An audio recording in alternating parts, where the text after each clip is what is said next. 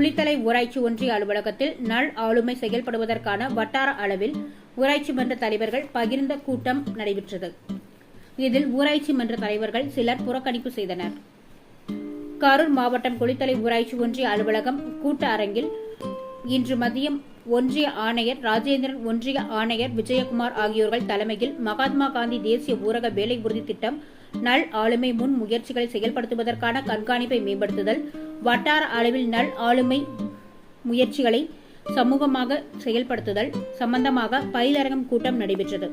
இந்த கூட்டத்தில் 100 நாள் வேலை திட்டத்தின் கீழ் மேற்கொள்ளப்படும் பணிகளுக்கு தகவல் பலகை வைத்தல், புதியதாக தொழிலாளர்களுக்கு அடையாள அட்டை வழங்குதல், தேவையான ஆவணங்களை பராமரித்தல், பதிவேடுகளில் தொடர்ச்சியாக பதிவுகளை மேற்கொள்ளுதல், மேலும் தொழிலாளர்கள் மண்வெட்டி, அரிவாள், கடப்பாறை உள்ளிட்ட பொருட்களை முறையாக கொண்டு செல்லுதல், உரிய நேரம் வரை பணிகள் மேற்கொள்ளுதல், தள பொறுப்பாளர்கள் பணியை மேற்பார்வை செய்தல், பணித்தள பொறுப்பாளர்கள் தொழிலாளர்கள் வருகை பதிவேட்டை உறுதி செய்தல் உள்ளிட்டவைகள் குறித்து விரிவாக விளக்கி ஆணையர்கள் பேசினார்கள். இந்த கூட்டத்தில் அனைத்து மண்டல துணை வட்டார வளர்ச்சி அலுவலர்கள், அனைத்து பணி மேற்பார்வையாளர்கள், அனைத்து ஊராட்சி மன்ற தலைவர்கள், அனைத்து ஊராட்சி செயலாளர்கள், திட்ட ஒருங்கிணைப்பாளர்கள், பணித்தள பொறுப்பாளர்கள் கலந்து கொள்ள வேண்டும் என மாவட்ட ஆட்சியர் சுற்றறிக்கையில் தெரிவித்திருந்தார்.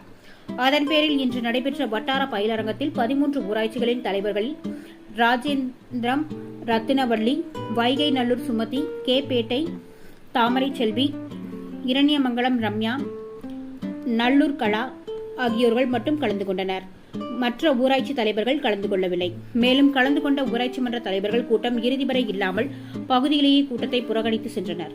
இதுகுறித்து ஒன்றிய ஆணையர் ராஜேந்திரன் கேட்டபோது, இது சம்பந்தமாக எனக்கு எதுவும் தெரியாது, ஆணையரிடம் விஜயகுமார் கேட்டுக்கொள்ளுங்கள் என்று பதில் கூறினார்.